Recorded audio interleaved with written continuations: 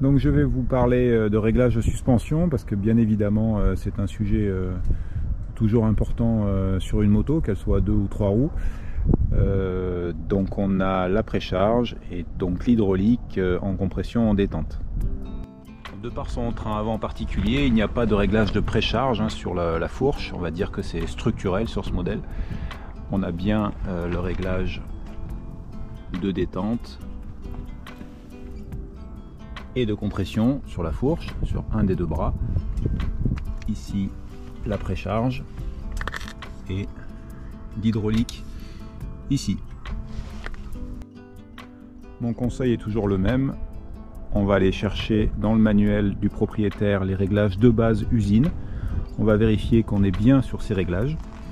Et donc en fonction de la charge premièrement, pour régler la précharge, et ensuite en fonction du feeling, du comportement, du type de route, du rythme, on va régler l'hydraulique. En ce qui concerne le réglage de la précharge de l'amortisseur arrière, là ça va être assez rapide. En fait, il y a 24 clics de précharge du ressort. Pour le coup, le réglage usine, c'est un clic. Donc en fait, si je desserre, je suis embuté et je suis effectivement sur un clic. Ce qui correspond exactement à l'usage solo. Il faut surtout pas précharger pour avoir l'amortisseur qui fonctionne correctement sur son hydraulique. Donc sur la précharge en réglage solo, on reste sur le réglage standard usine, un clic. Valise chargée. Moi je roule 2, 3 clics. Donc c'est vraiment léger le réglage, et en duo je passe à 6 clics. Ok. Donc là je reviens à mon réglage usine qui est full desserré et je mets un clic. Voilà, un clic.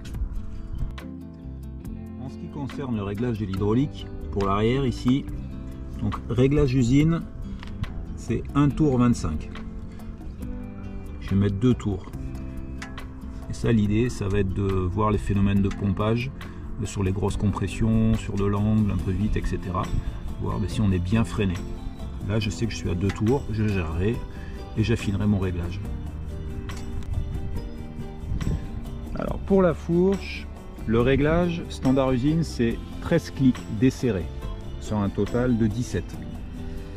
Donc on n'est quand même pas trop freiné sur la détente,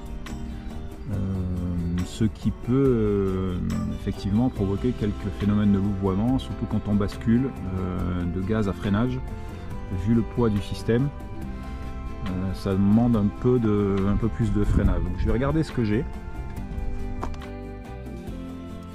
1, 2, 3, 11, 12, 13, 14. Voilà, j'étais à desserrer 14 sur 17. Évidemment, on le fait des deux côtés.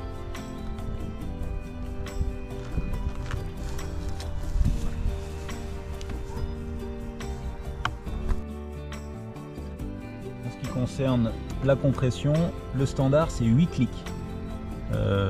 Là, mon conseil, effectivement, c'est d'en rajouter aussi 2 parce que sur la prise de frein, ça plonge quand même pas mal. Je desserre.